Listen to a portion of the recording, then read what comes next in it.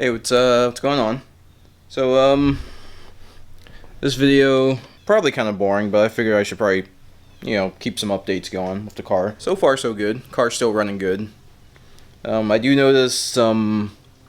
I don't want to say it's overheating. It's only about 220 degrees, but that's well hotter than what the thermostat's supposed to open up at. Thermostat's it's 100 and I think it's 180 degree thermostat, and I don't know, 220 just seems kind of high.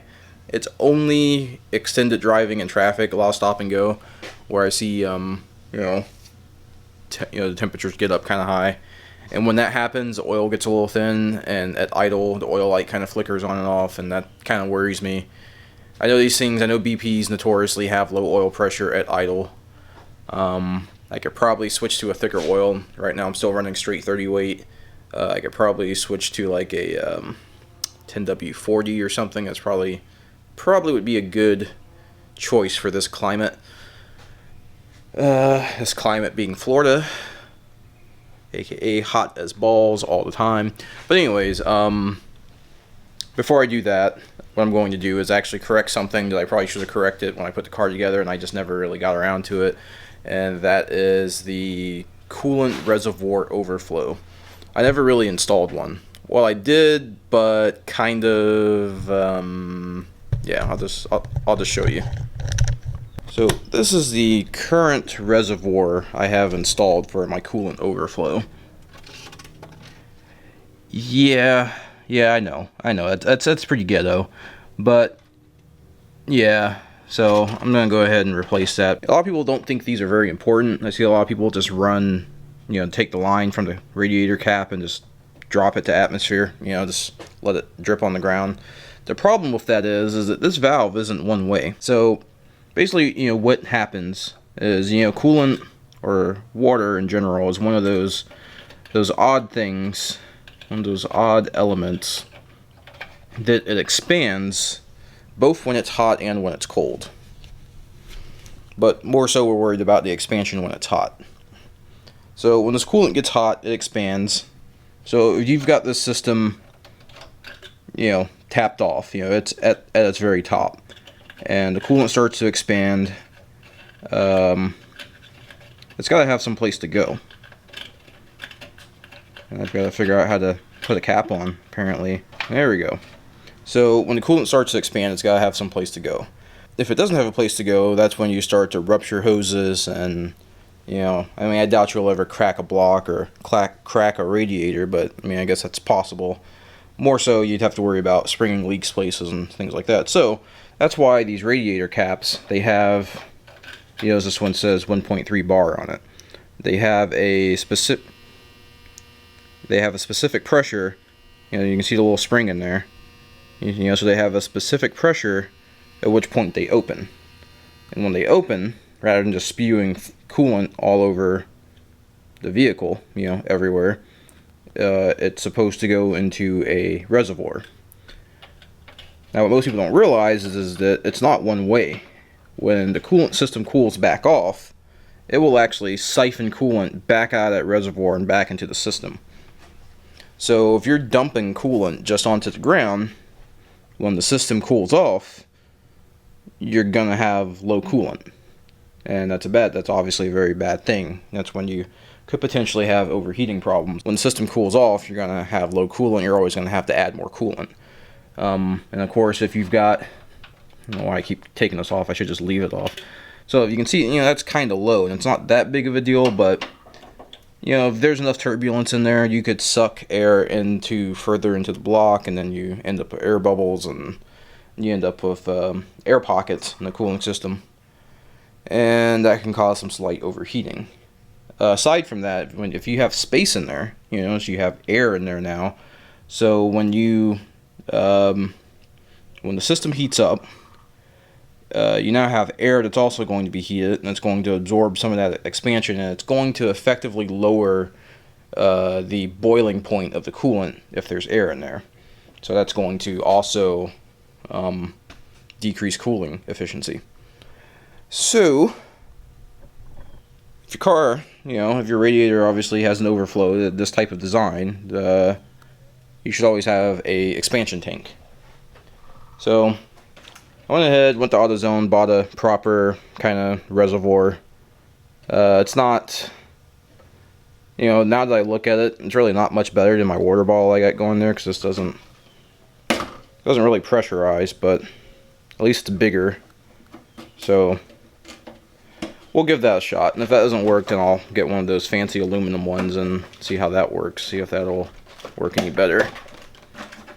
So I don't think it needs to be pressurized, it just needs to have enough reserve in there that you don't suck air into the system when it cools off.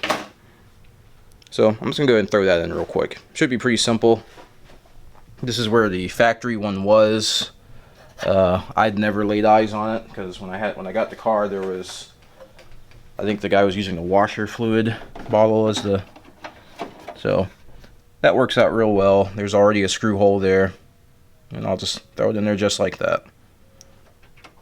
And be nice and tucked away and kind of out of place. But what I have to do is open up that hole a little bit because the bolt that goes into that spot is a little bit bigger.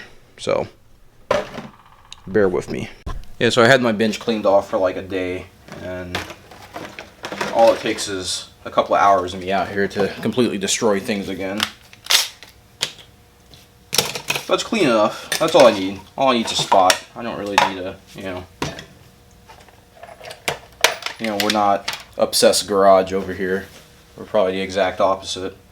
Instead of immaculate garages and expensive cars, we're dealing with complete and total disasters of a garage and Ford Escorts. So like I said, I'm just going to open this up real quick.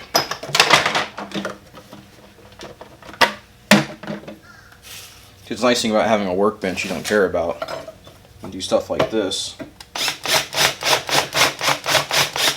Drill into your bench. Not cry about it later. Needs to be bigger.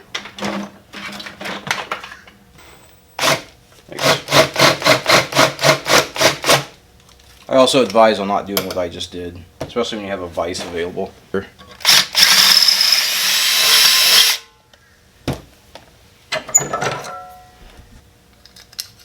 There we go. That'll go like that. That'll go in there like that. I think I'm actually gonna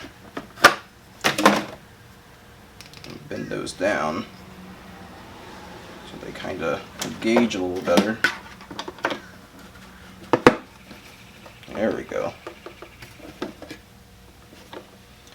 And then I guess I'll snip this off.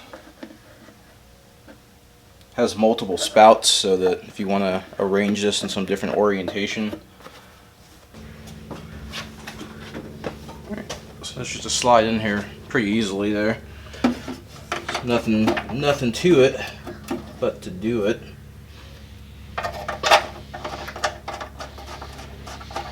That'll go right there. Just gotta tighten it down. Take this guy.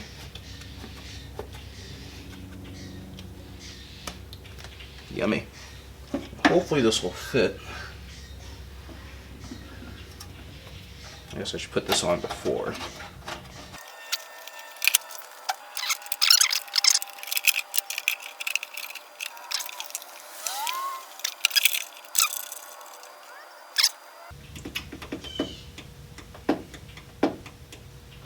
Yeah, I'm an idiot. Ah, fuck. So I just realized something. The more keen of you guys probably already caught it. There's no siphon straw in this guy. So, in order for this to work properly, this actually needs to be attached to the bottom. I guess this could work as a vent. I can just put a cap on that or something. Yeah, I'm definitely gonna put a fucking worm clamp on this because this is already pissing me off.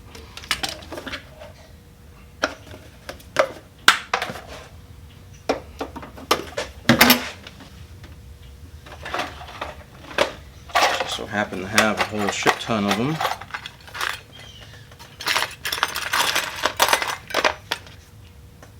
of those. Hopefully I can tighten that enough. So, what I'll do, I guess I'll snip this one. I'm concerned about this thing's ability to not leak.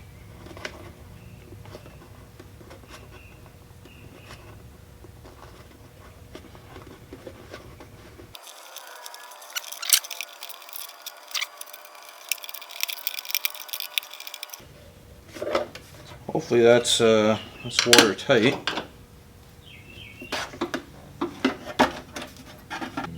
We'll go ahead and put in some dihydrogen monoxide, like so.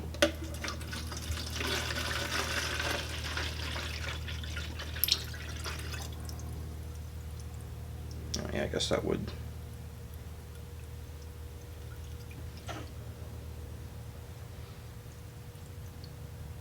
Oh God. Oh God, dropping stuff.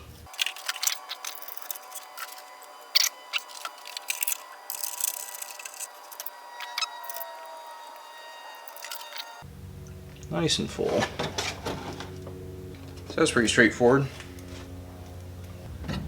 Yeah, let's put the cap on. God, that feels like it's just gonna fall off of there.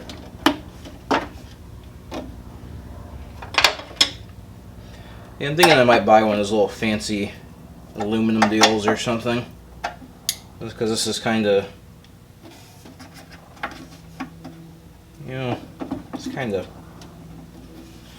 chintzy for the potential abuse this thing is going to be put under. Yeah, should work for now anyways. Like I said, I'll probably end up swapping this out because I really don't like the construction of that. If I'm at the track and wheel hopping and whatnot, you know, I don't want that thing to fall off and then accidentally leak coolant all over the track or something. So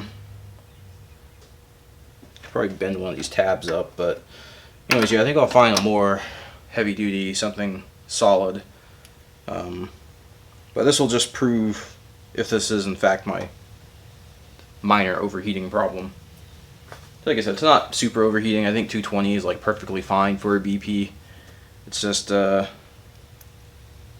warmer than I would like. Yeah, because of course my main concern is that this tiny little half radiator isn't really enough to keep this thing cool. But you know, when I see it overheat, I'm just driving around in traffic, so you would think that, I mean, it would at least be fine just for, you know, tooling around town. But so, like I said, the other option is if this radiator just doesn't seem to work out for me, is I'll have to switch to like a full size radiator. But then I will probably have to move the intercooler forward more, probably move the turbo back, which I really don't want to do, but might be necessary. And even if I move the intercooler forward, I won't have room for 2 full-size fans. I'd still only have 1 fan. So I don't know. That's for another video. But we'll see how this goes, and I'll report back.